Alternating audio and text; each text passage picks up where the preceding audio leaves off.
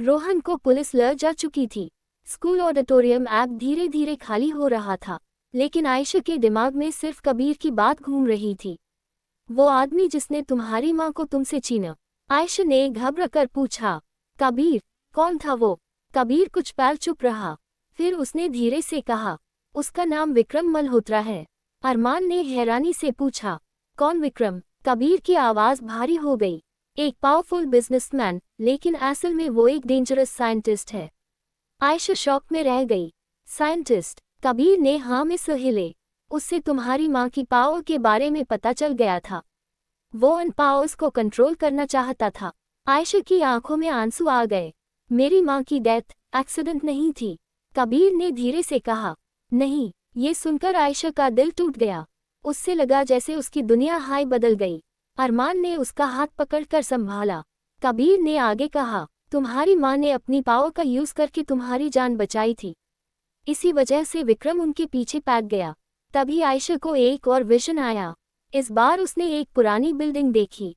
अंधेरा, मशीन्स की आवाज और बीच में एक फोटो फ्रेम, उसकी माँ की तस्वीर। आयशा ने तुरंत कहा, मुझे पता है वो कहाँ है। कबीर और अरमान उसके साथ उस पुरानी अबैंडन लैब में पहुंच गए। दरवाजा खुलते हाई ठंडी हवा का झोंका आया। अंदर मशीन्स ब्लिंक कर रही थी। फिर अंधेरे से एक आदमी सामने आया। Black suit, cold smile. Vikram, वो धीरे से हंसकर बोला।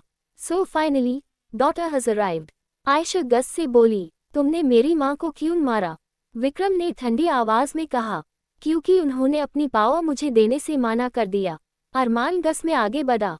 तुम साइको हो। विक्रम हंस पड़ा। तुम नहीं समझोगे, फ्यूचर देखने की पावर से दुनिया को कंट्रोल किया जा सकता है।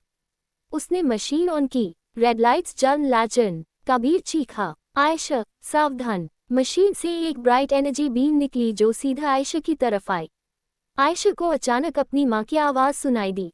डरना मत, तुम मुझसे ज्यादा पावरफुल हो। उसकी आंखों में एक तेज रोशनी चमकी।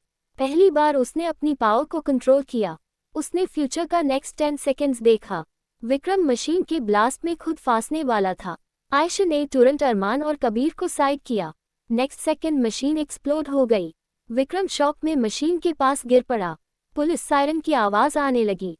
विक्रम पगड़ा गया। सब खत्म हो गया। बाहर बारिश हो रही थी।